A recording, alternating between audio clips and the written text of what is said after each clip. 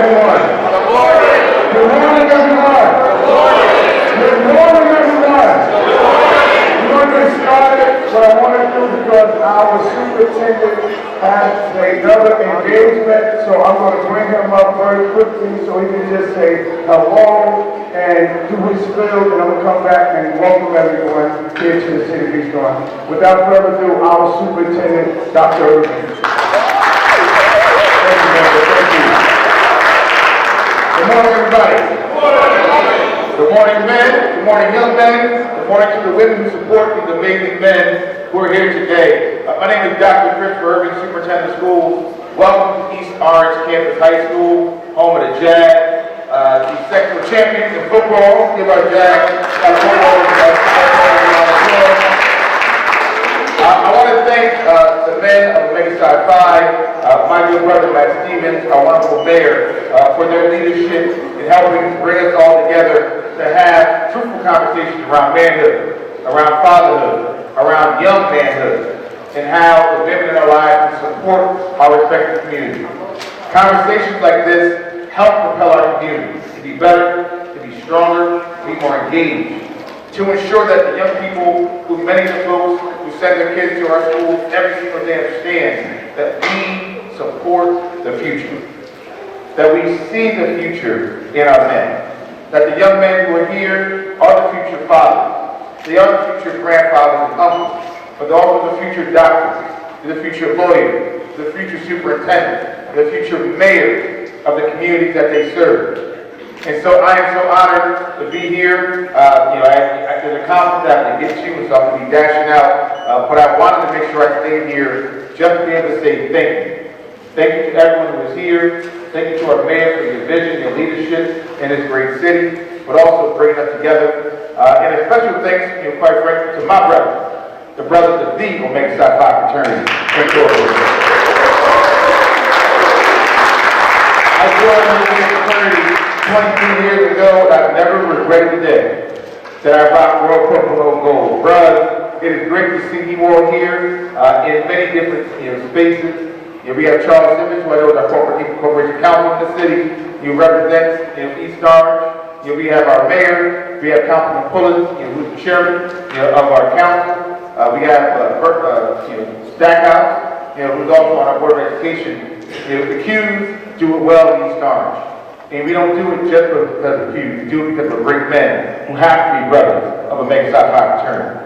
And so I want to thank you all for allowing us to be here. Thank you again for your leadership. To all my educators in the room, thank you for the continued work that you all do here at East Orange. I see Principal Poole, who's here. The living legend himself, Principal Hamilton, who's also one of our training brothers as well. Thank you. And all the countless educators who are here. Thank you for continuing to do the work that we know we're doing. We are on a new path here at East Orange Public Schools, a new vision. Under the leadership of our mayor, the leadership of our board, we will continue to move forward, and we will do so together. Thank y'all very much. Thank you, our superintendent. Another round of applause for all that he does in our district. He's new to the district, and we have hit the ground running.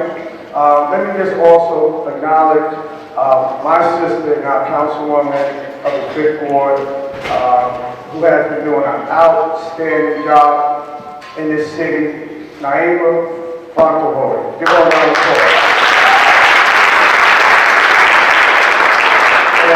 As folks come in, to all the mayors that's here, we thank you very much for being here with us today. I want to really give Matt Stevens a round of applause for really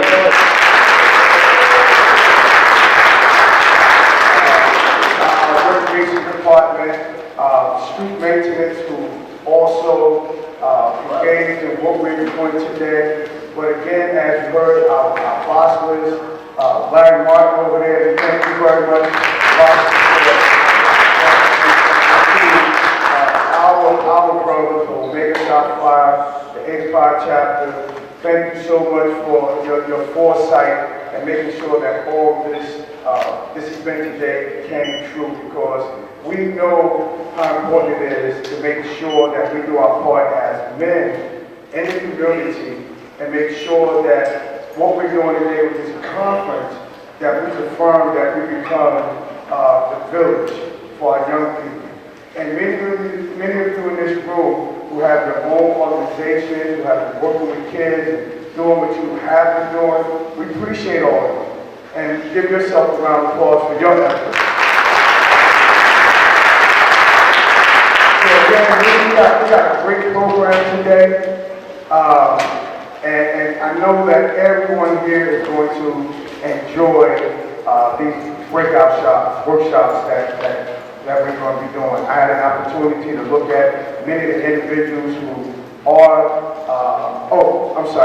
East Orange Family Success Center. Give them a round of applause. So, without ado, Matt Stephen, am I bringing you back up to Matt Stephen? Yes. All right, come on, man. Let's give Matt Stevens a round of applause. I have to say this. If anybody know Matt Stevens, Matt Stevens is true to what he do. Him and I worked together before I became the mayor in our recreation department, doing these types of events. And when he brought it to my attention, I said, hey, let's get it done. Let's do it. He got it done. Appreciate you, brother, for all that you do. Thanks. Okay, great. So the mayor insisted that when we run this program, we do limited PowerPoints and we really focus on what really makes the difference, and that's our children. Today being Black History Month, we have a phenomenal set of young people that are going to be performing for you, because what else is about being a dad than respecting and loving your children? And so we have a young lady that is coming up right now to start Black History Month for us. We're going, when she starts singing, we want everybody to stand and sing with her and support her. This young lady was the winner of the 8 and 5 Chapter Talent Hunt program, and her dad is here to welcome her. So, young lady, please come up, introduce yourself, and start Black History Month for us. Ladies, give it a say.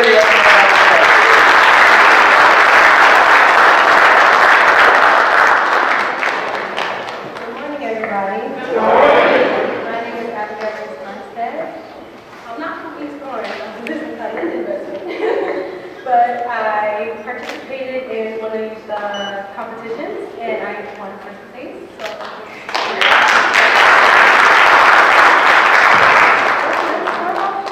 singing with every voice. Need everybody to stand.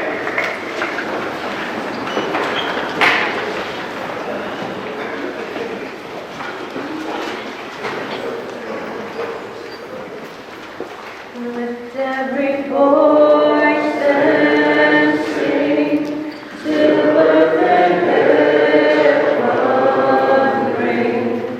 ring with the harmonies of liberty.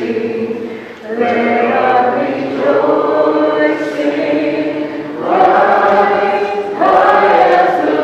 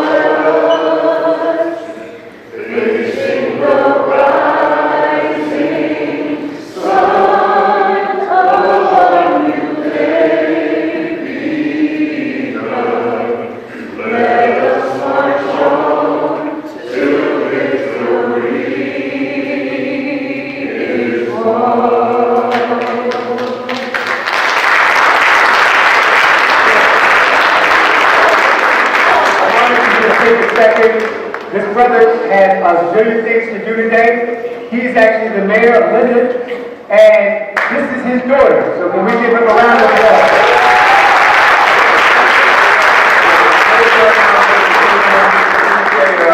I appreciate what you gentlemen and ladies are doing here. We can preserve our future by preparing our young black men and women to be successful. I always say, if you aren't doing something, you're doing nothing. Okay? And in these communities like Linden, East Orange, Newark, where we have control, they must be incubators for our success. They must be. So I always tell everybody, if you're going to be part of an organization, have some measurables. Measurables. Like, hey, you have a function, we're going to give out 10 scholarships this year. Okay? If it's not 10 scholarships, we're going to collaborate with government to make sure that 10 of our young people who come out of high school gain employment in our city. Whether it's the Board of Education, whether it's the city, but we have to make sure that our cities are incubators for black success. Let's not.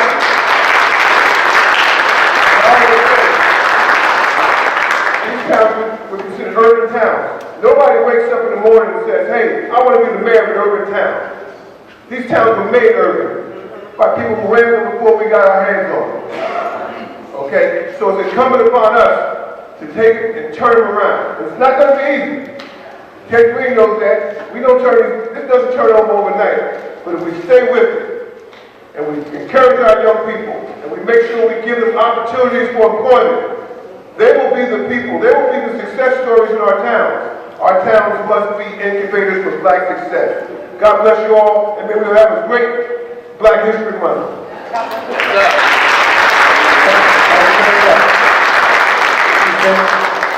Mr. Mayor will be bringing up another phenomenal group of young people. There you go. Thank you, Mike. So let's give our mayor another round of applause. So these next young people that are going to perform, I had an opportunity to speak to my youngest son, and he gave me a call. And he said, "Hey, Dad, there's a group of kids that's at Assistant Tyson School of Fine Arts, right?" And he said, "They did a skit." So he asked me to show me a video, and once I saw the video, it kind of like blew me away. And what appropriate way to allow our young people to not only get exposed, but here at this Fathers Make a Difference conference. So I'm going to call up these young people. I'm going to introduce them as Daddy Payne. Are they here, the kids ready? Oh, here you go, right? Come on up, come on up. Come on, give them a round of applause.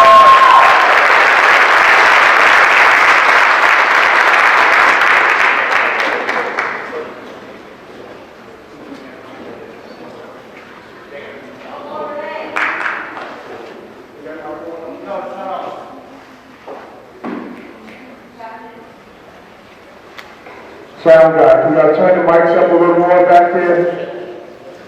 Please, can y'all turn the mics up just a little more so everybody's back here? We good? Okay.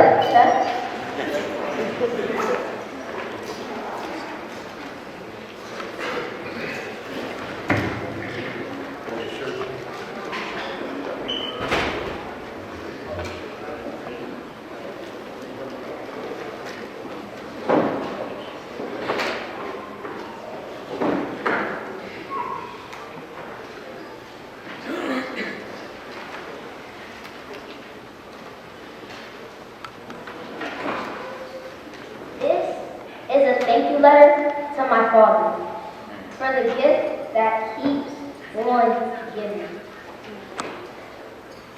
I was born on a cold day in December. My father, I don't remember. My mother said he was in it for a minute, until he wasn't. Said he wasn't down for it. How can he say that? We're just a baby. Maybe if he held me, he won. Maybe if he seen me, he won. You know, people ask if a tree falls in the forest when no one is around. Will it make a sound? Well, I don't know about a tree, but what about me?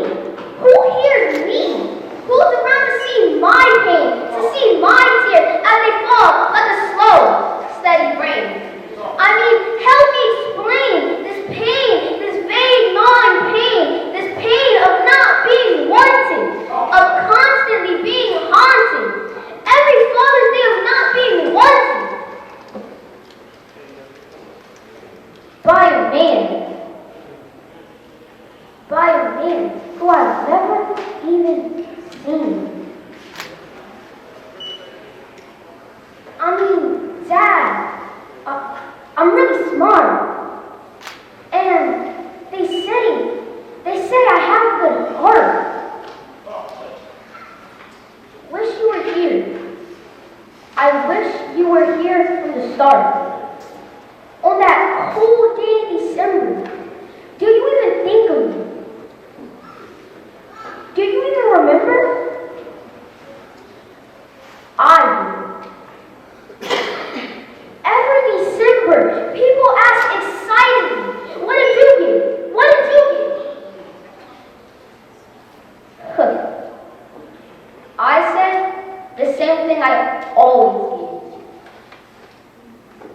Heartache and pain. My dad gave it to me.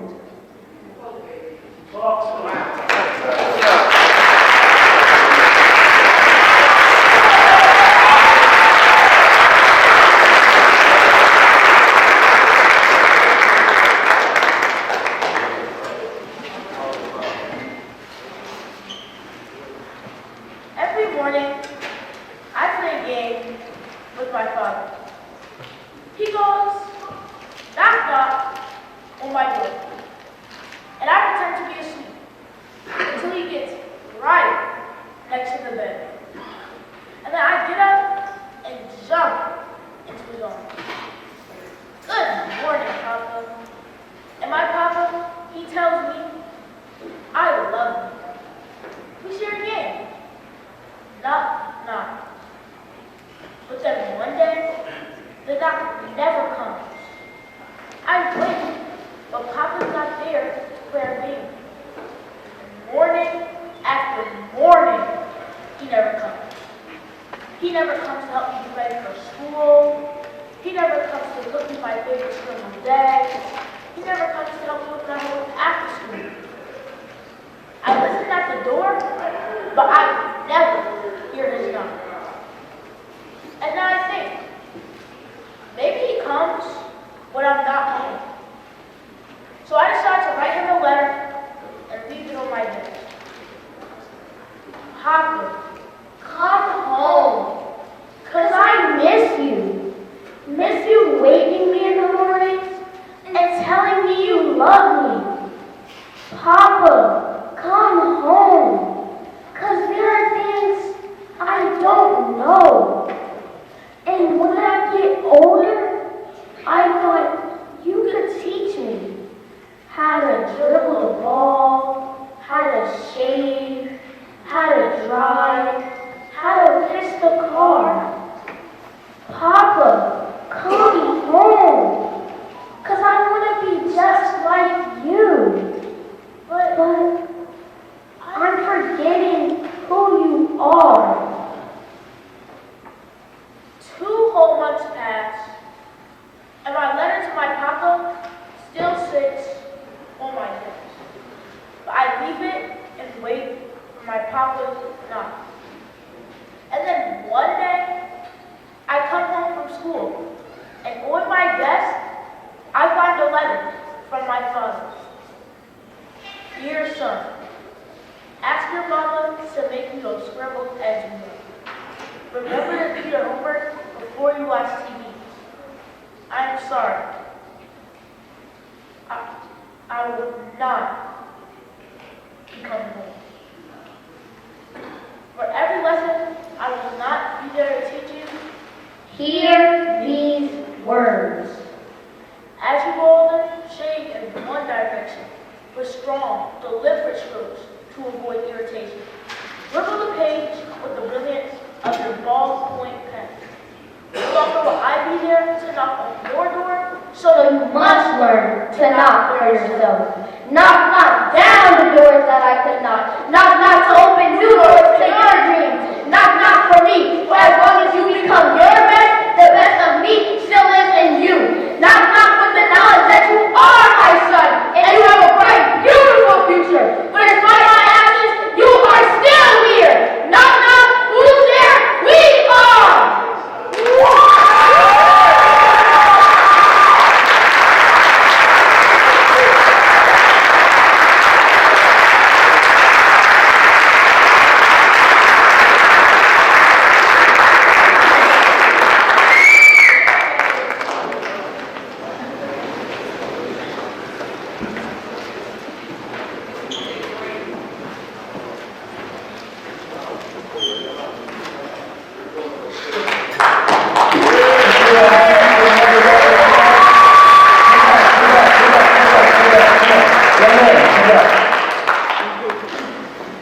want to thank this gentleman here, Mr. Lombard is the instructor, right? And as I said earlier, when my son sent me the video, I thought it was only fitting for these two young kings to come up and show us their talent. But we can't thank you enough also for my brother taking the time out of your schedule. So I'm going to ask everyone here again to give our young kings another round of applause.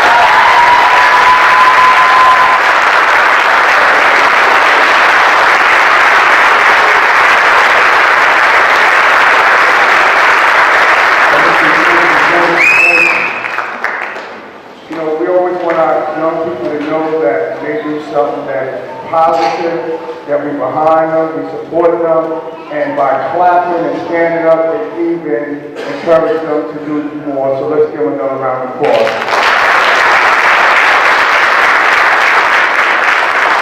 So we have another group of young people who are involved in the martial arts, which is under my instructions. And these young men are right here from our city. And anyone that teaches martial arts and trains in martial arts knows that martial arts is a way of living. It is a way of life. It also teaches our young people not only discipline, not only self-esteem, not only teaches them how to deal with life issues. So I'm going to bring out for a brief demonstration the Green School of Martial Arts demo team. So I'm going to ask them to come out. Come on out, guys. Let's go. Come on, ladies and gentlemen, come on, come on.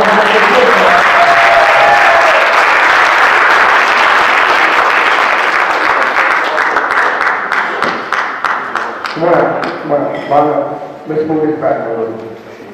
Somebody grab this right quick. Just grab it. Also want to...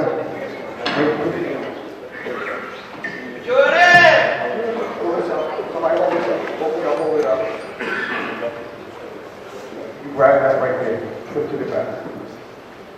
There you go. All the way back. So y'all have a little more. Great.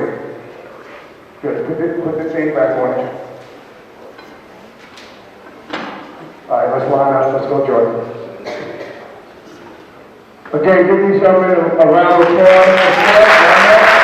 Get up, on your spot. Get up. A little more. Good. Let's move up a little more.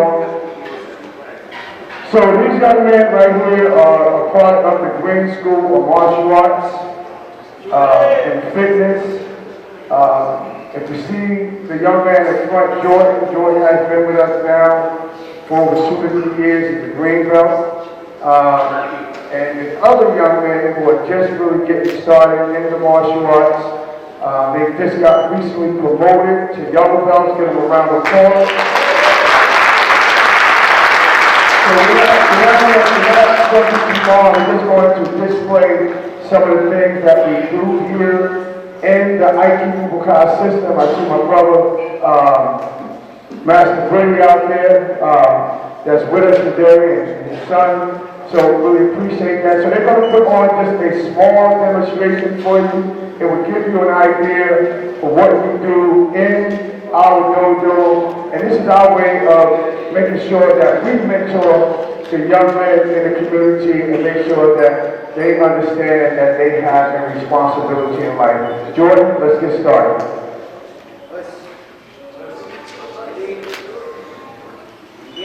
We are Green School of Martial Arts under the instruction of Shihan Samir Green under the Aikido Bukai system. Our motto is dedication, determination, and pride. Us! Read.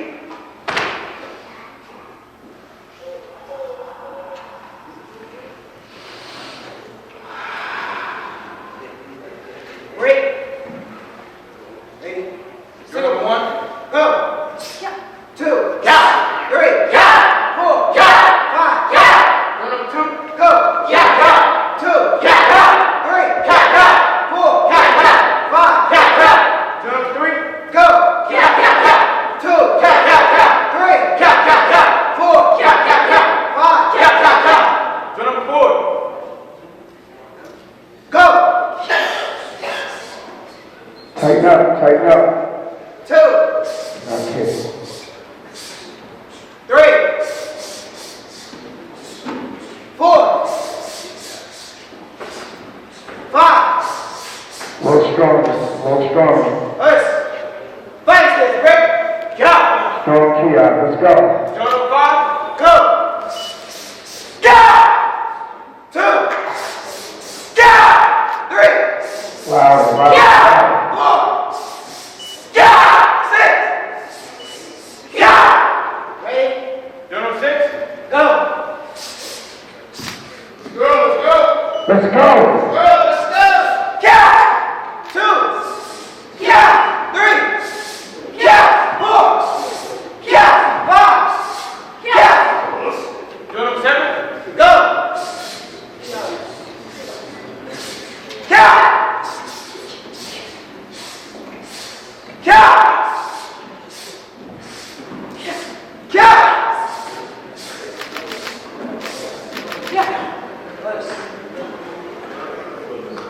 Let's go. Let's go.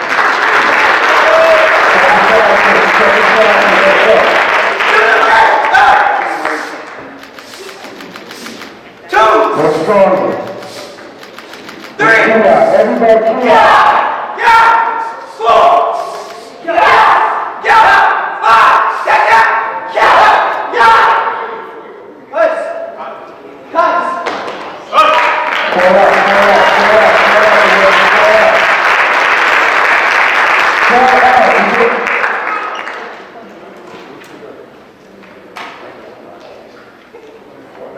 Let's go, round up for Connor. Let's go.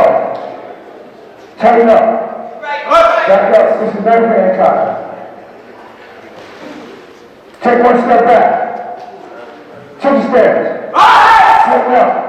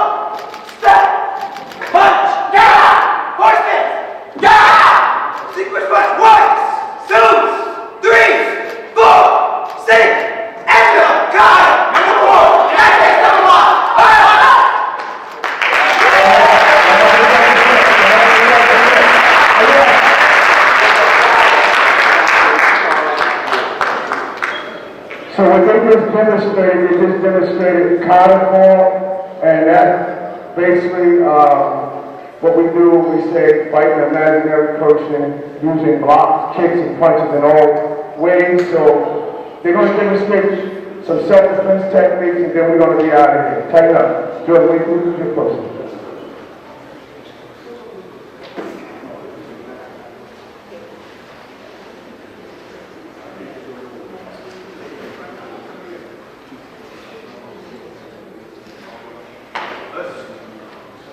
Two stands. A side, take one step back. B side, take one step forward. Tighten up. Tighten up. Move up. Curse agree. Defense number one. Ready? Break. Go. Let's go. Defense number one. Break. Go. Up. Defense number two. Break. Go.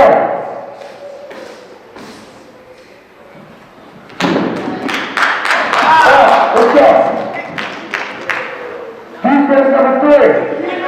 And number two, the other side gotta go. Ready? Break. Go. Louder, let's go.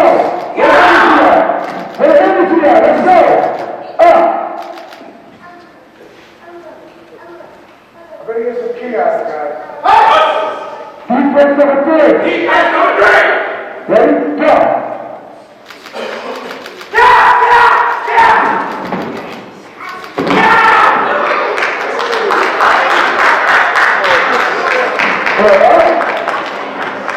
Defense number 3. Turns to green. Ready, play.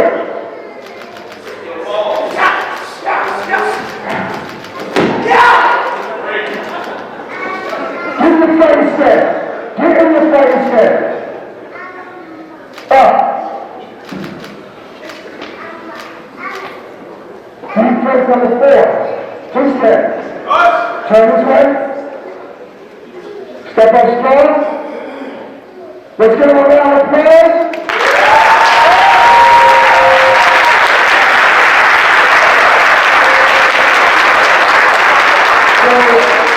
As the Shion of the school, I'm very proud of these young men here. They've only actually been trained, the ones you see that are yellow belts, they've only been trained in like 3 months. At the program, yeah.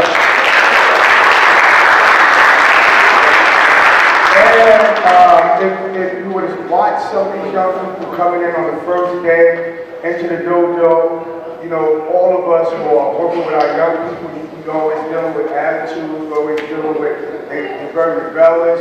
But again, I'm very proud of them, and last month they got promoted to yellow belt because they came in, they were very enthusiastic, they had the will to learn, and through martial arts it's not easy because it's a lot of training, a lot of discipline, a lot of hollering at the kids because we want to give them structure, right? And never allow them to give up. So I'm so proud of all of these young men. Give another round of applause.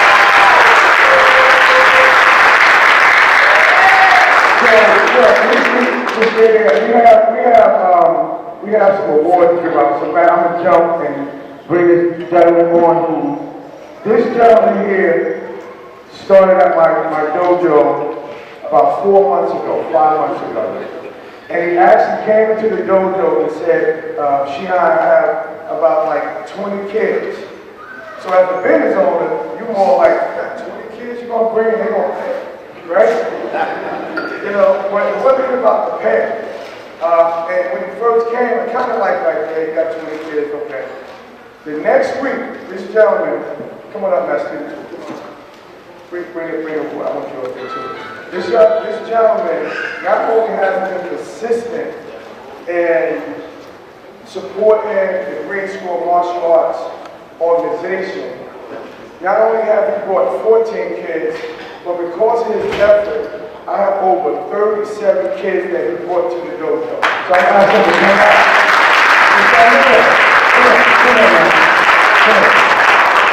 This gentleman here, when we talk about stepping up, want to mentor, want to get our kids off the street, want to get our kids disciplined, want to stop that revolving door with our kids going to jail and not having any discipline.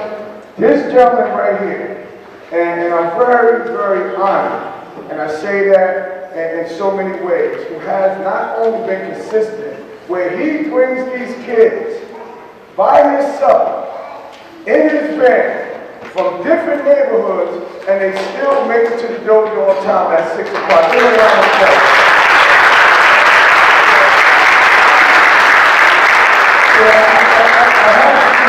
I know that another great interview that we all love. I had to do this because anytime that there's men in our community who take effort and take the time out of their life to bring young people to the dojo, not 1 day a week, not 2 days, 3 days a week, and when I call, this is just a small token, Amir Ricky, right? It says, in the name of God, fathers make a different conference presents this award to you in recognition of your unselfishness, generosity as a father, a mentor, and a friend.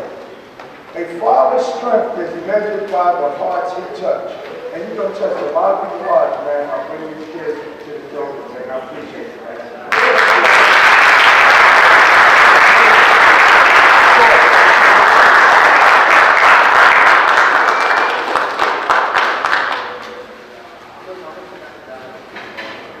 Thank you very much. Thank you. All right, we're And what's our motto? Dedication, determination, pride. To be the best you must do not. Turn to be the best, train hard. Together we stand. Together we fall. Teach us. Teach one. Teach us. Teach one. One is never right. Give up. One is never right. Turn on high. Teach us.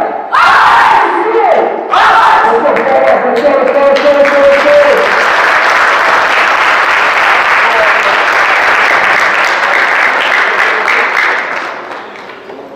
Okay. So, we're running a little behind time. But what I wanted to make sure that I did before I did anything was we absolutely respect our elders. And I could not find a better opportunity to respect one, to recognize one, that has probably been a father to almost everybody in this room. So before we go to our breakout rooms, I would like everybody to please stand to recognize our father of the decade, Mr. Henry Hamilton.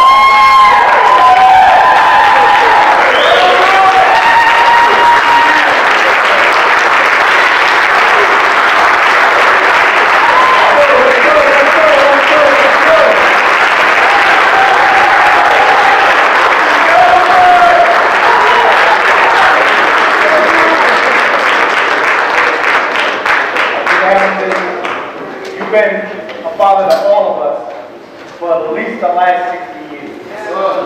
And we know that you could be anywhere today, but you chose to be here with us.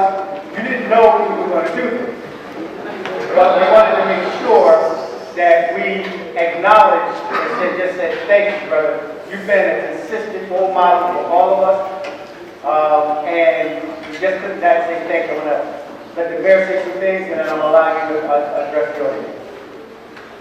Well, there's not much to say. Mr. Hamilton been really a pillar in this community, and he has touched generations, right, lives in this community. We love Mr. Hamilton. There's nowhere Mr. Hamilton goes that nobody knows this gentleman, and we just really grateful for God for him to still be here with us to really lead the way. Thank you, Mr. Hamilton.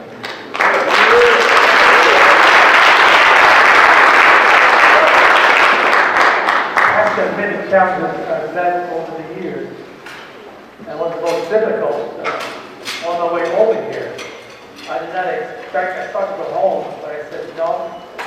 There's fathers here, more fathers become involved with youngsters, and the fraternities, sororities, they give support. So I had to be here, even though I got called on the way over. And when my older sister passed away, that was very close to me. But again, it's great to be around so many people, so much people well over the years. And I still have that passion for boys and girls, for the people of these stars, for our beautiful city of these stars. This is one of my former students right here, and I'm always proud of him. And he has come, as Mary said, an outstanding person and represents part of the events that he's taken part in. But again, wholeheartedly, I enjoy being here. And again, sorry to break it down, but assistant one,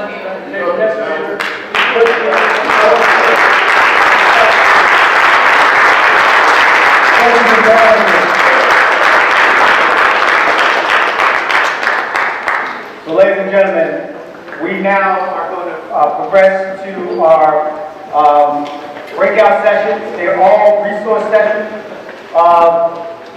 They are all directed in that area.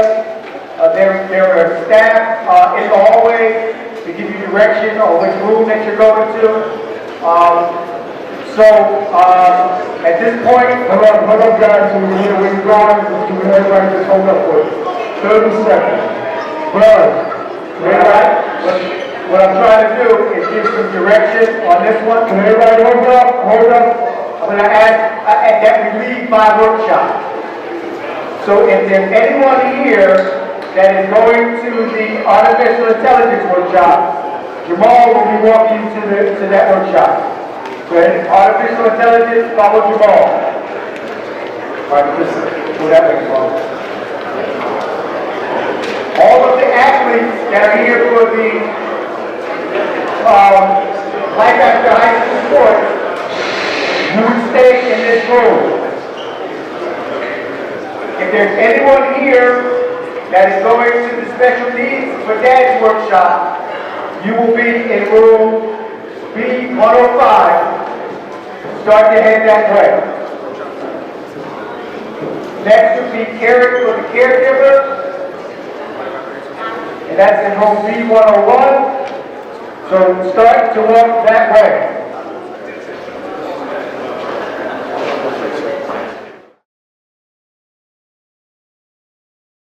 But they still gonna have to fight the same fight as somebody who didn't go to college. Because, listen, it's sometimes not about what you know, it's about what you can do, what you can prove. And a lot of jobs now, which are more, a lot of technical jobs, networking and computers and all of that. Do you need a 4-year degree? No. But you do need some training and some certifications and some licenses, okay? So again, to me, the career cluster, the 16, that's where it all begins with me.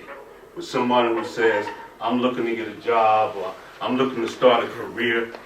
I got some things, worksheets and all that. We're gonna dwindle down because I'm gonna find out what you're good at, what your interests are, what you've done, what you're going to school, high school for. All this stuff can kind of come together and help you realize what it is you're good at or you want to be good at. And by identifying that, you'll be more interested. Because a lot of people go to school and train, they ain't really interested in it, so they get bored. But if you go in for something you're really interested in, you'll pay a little more attention. And if you put it in, and if the process is correct, you'll learn to do something that's most important, even with sports. You'll learn to challenge and push yourself. Okay? So, I'm just going to blow through these real quick because Ms. Sharp keep talking about this cluster stuff. When are you going to start talking about jobs? We had to kind of figure out whether or not she wanted to go that route because a lot of the energy I use is based on return. So, yeah, I hear what you're saying. Right, so and like I said, this space is still evolving, the law around it is still murky. It's like, that's a weakness in that you don't really necessarily know how you can present this information. Now, I will say that there are certain chatbots or tools like that that will cite any sources that it uses, it'll cite them. So that if you're writing a report, you can say, okay, and you should probably go to those sources yourself and review them. Is there any way plagiarism is possible? Could it possibly, if you created an article and then I put in the same exact data that you put in, is there any chance that the two articles created are the same? Yeah, there's definitely a chance of that. Then I could be plagiarism, copyright ethics and stuff could be a fact. Plagiarism, but it's definitely ethically dubious to do that and present that as your own work. And that's the other risk. Somebody else submits the same thing. It's like, oh, well, I'm getting it from the same place. So that's why when I talked earlier about how I use it or how I think you all should use it, or your kids should use it, I wouldn't ask it to just write me an article. I give it an article and ask it to critique it, and I can go back to work. Or, hey, is there any information that I'm missing that would be relevant? And then go do some research and incorporate that. Interrogate it in that way, as opposed to, hey, just as a student, as somebody who creates stuff and has to write things, just give me the article, man. I'm not trying to learn anything. I'm just I know everything about my event. I'm giving you my instructions, or I'm giving you what happened. Just write something about it. A couple other jobs on full-time. She's getting money from that too. So I just want to make sure, look, if you're gonna get the more money, that's cool, but I want that to go towards the arrears.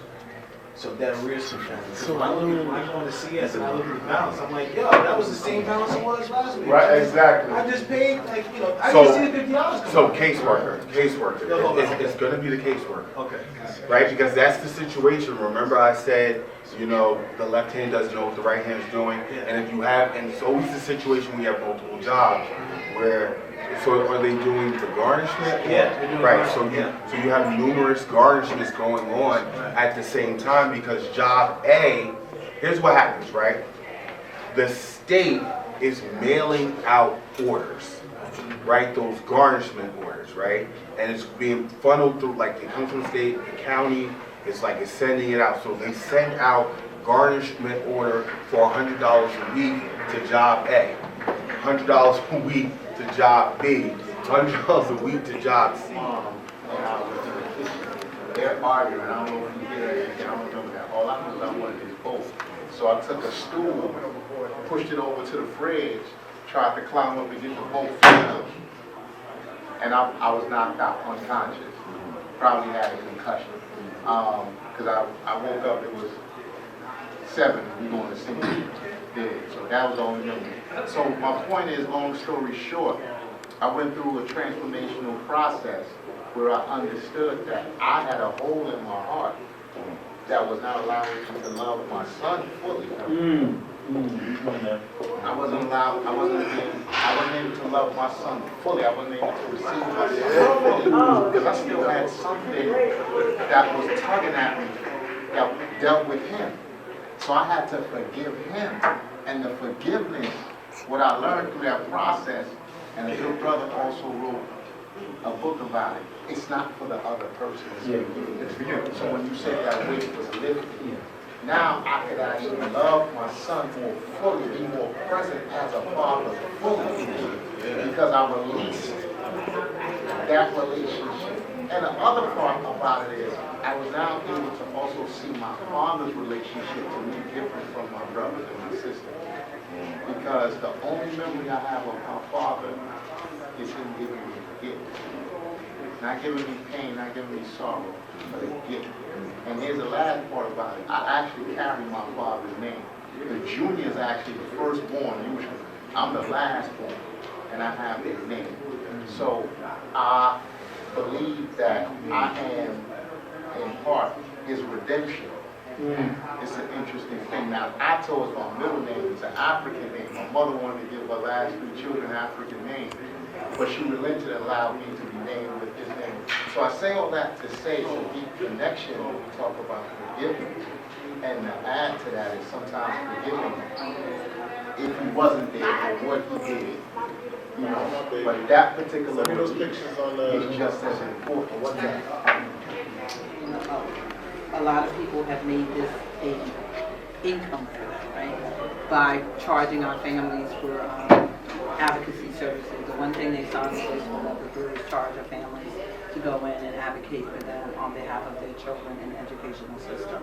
And I think it's important that we know that if we just knew what our rights were, we could advocate for ourselves. And that's one of the things we will teach you as well. How to advocate. Remember earlier I talked about making sure you document everything. If they're calling you every single day to come pick your child up, he's not in the right environment.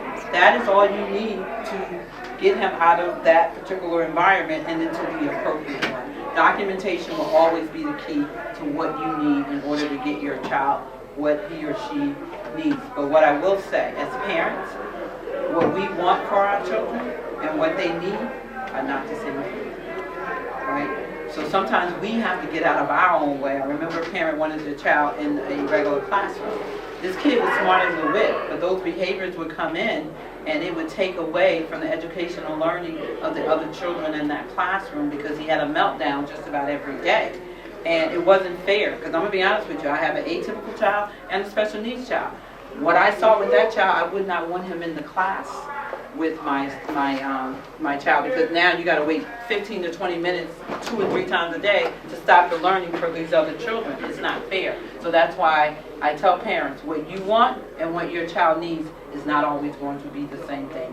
What it is important for you to get your child what he or she needs, opposed to what you want, because your want will come if you get the child what he needs, if that makes sense. If you put him in the right placement, you get the right therapies. Those are all of his needs. And then if he gets better, and they will, then you get your want. You get to go into an atypical class with supports. Our children, some of our kids can go into a regular classroom. But unfortunately, a lot of times the districts don't tell the parents these things. They don't tell a parent that a child can stay in school until the age of 21. You know how many calls I've gotten from parents who said, what do I do with my child now? They're 18, but I have nowhere to go because DDD, Developmental Disability Division, won't take our kids until they're 21 because they know the school districts are mandated or can take them up until 21. However, if the parent decides to sign that child out before then, it's on them. So 3 years these kids sit home with nothing to do, right? So that's why we have to understand what our rights are, and that's why we got to make sure we plan for transitional services. The school districts are responsible to get our children prepared for the next layer of life, just like when they send them off to high school, we prepare them in grammar school to high school. Now, if they're transitioning out, we need to prepare them for the workforce, or we need to prepare them for job training, or even college. Our children can go to college. They can do anything any other child can do. We just have to prepare them, and it starts in our educational system. But it also is a group effort. Parents, we have to do our part, right? School is only one piece of the puzzle for us. So sending our kids to school and them handling what they need to handle, we got to do what we do. Get the outside ADA, get the outside therapies, get our children interacting outside of home. Just don't let them go home and sit down in front of a device all day. Get them out so they can get those social skills. We have an obligation to do that as well. But our kids can thrive if they're given the right opportunities. And what I will say is we got work to do, right? Because it can be better. You know, and like I said earlier, I'm a board member now in the East Orange School District. I was also an educator here. So I got to see some things that I would have done differently. And I'm happy to say that we're moving forward. And we're going to make sure, because I don't ever want to hear a parent taking a district to court. Why are we fighting in court to get our children what they are rightfully entitled to? And I appreciate you standing in and saying we're going to provide those resources. So I thank the city of East Orange, where I live and proud to be a homeowner. Right, and really she's on the board now, and she has brought such a dynamic focus on making sure our school district children get what they want. And one thing I can tell you about it, she is going to fight. Right? And I hear it all the time. Some people say, man, you know, sometimes they mean it. I said, no, I'm not getting in the middle of that. She's fighting for what's right for our kids in this district. She strongly believes that they should have whatever they need. So you know, and all of us in this room cannot argue that when it comes to education and the things that our young people need, she is a fighter. And that's why she's on that board. It don't have nothing to do with politics. When I needed somebody, the first person I thought about, I needed somebody like Nadine, because she's going to fight for your child, she's going to fight for what's right, and she's going to fight for the resources. That's it. Thank you. I'm scared. Thank you, Nadine. Thank you. No, she does. Now it's free, you don't even want it. And that's a big issue. So for me, when I see the young brothers on the street, I see them doing what they do, I get it. Get up in the mountain, go behind them federal bars, they will lose. It's not a problem for them because the numbers count for them better for them than it does for you. So the one thing I would do, like I said, if you, I have no problem with that, right? And I'm telling you from both sides. I'm not only telling you from the New Jersey side, I'm telling you from the New York side. So I'm telling you from going up and down the states, right? I'm not just telling you from one point of view. I'm telling you how it goes across the country, because it's not a game. You know, it's not a game. And a lot of people often think, and I hear it all the time, a lot of people often think it's a war. The war is not bullets. The bullets are gone. The war is in the papers. The war is in the pen. You know, that's where the war is at. And unless you understand what you're reading, unless you understand how to write it, unless you understand how to speak it, you're going to constantly keep losing that war. You know, and we got to build that, and we got to build soldiers in a different way right now. And one of the things I always take to, and I never forget, you know, the brother Farrakhan always said this: a nation can rise no higher than its black woman. Right? And until you until you begin to respect that woman and treat that woman the way she needs to be treated, our nation can rise no higher than that. And that's a serious tool you got to remember, you know. And last but not least, like I always like to say is, you know, they have this saying, it escapes my mind right now. But how you say, but the price was cheap, right? And it speaks about the devil, right? Sold my soul to the devil, but the price is cheap. Right? But listen to that saying and understand what that saying means. You willing to give yourself up for everything for your soul. And that's how, and if your soul is worth that, then it's worth nothing. Right? Because you sold your soul to the devil and the price is cheap. So with that, peace to the brothers. Peace. Listen, if you got any information, my name and number is right there. I'm there.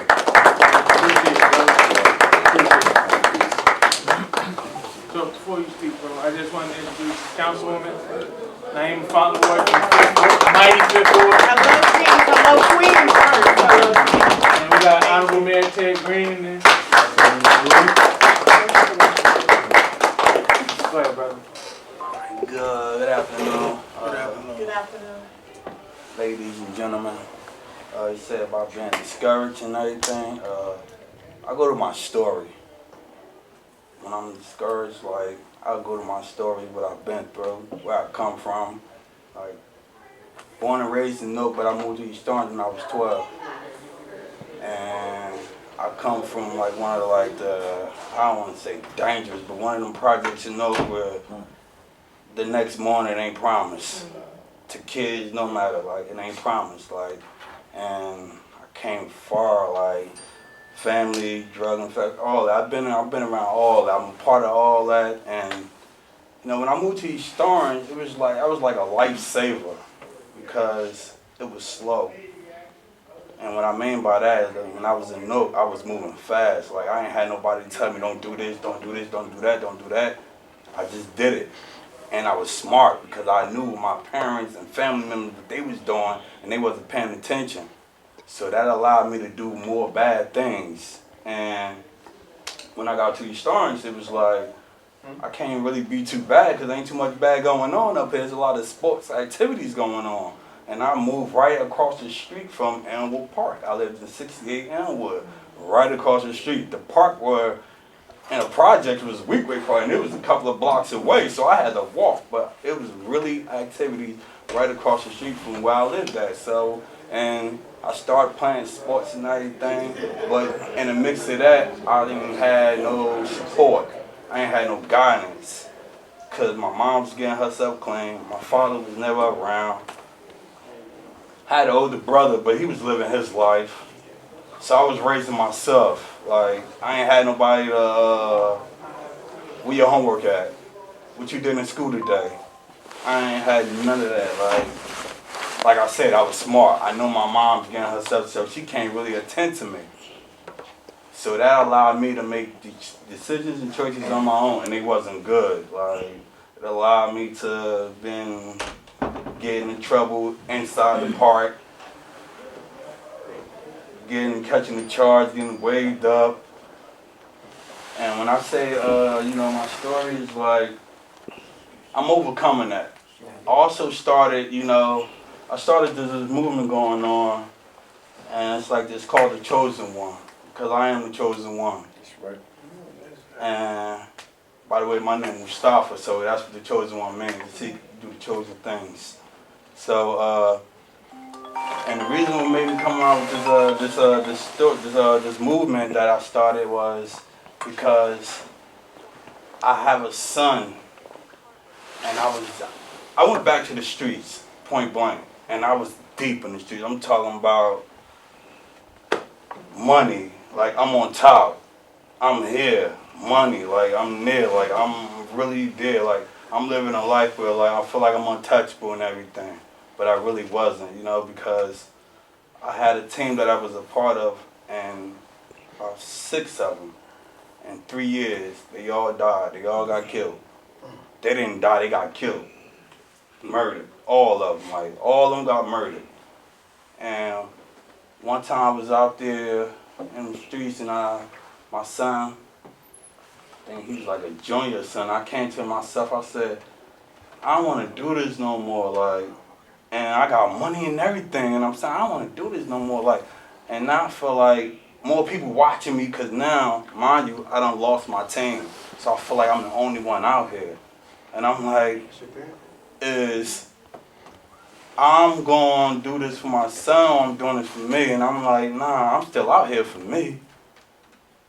said, you know what? I want to see my son graduate. Because all the guys that I lost, they ain't see this. Like our children around the same age, they ain't see this. Like I'm going to some of their kids' graduations, like, and I said to myself, I said, yeah, I want to see my son graduate. I said, I ain't on the streets no more. That's it. I don't care what I have, what I got. I don't want no more parts of this. And it's been going on 2 years. I said, I don't know how I'm gonna work in nothing. And when I mean by working, I mean I don't know how I'm gonna invest money that I'm used to getting and living a life. That hurt me the most. Like that's the hardest thing of overcoming. Of a life you normally living, doing this, doing it, taking your kids this, doing that, and you can't do none of that. But I chose to do that because I chose to see my son graduate. My son went to Orange High. He graduated the past summer. That's what's up, bro. And Great job.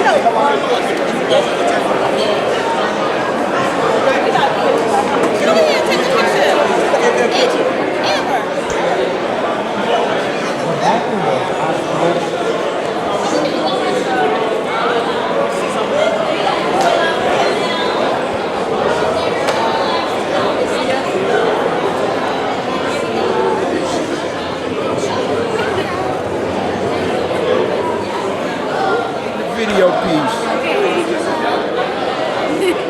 Taking a picture or video, bro? Yeah, that's why I got to ask, because I got to see the different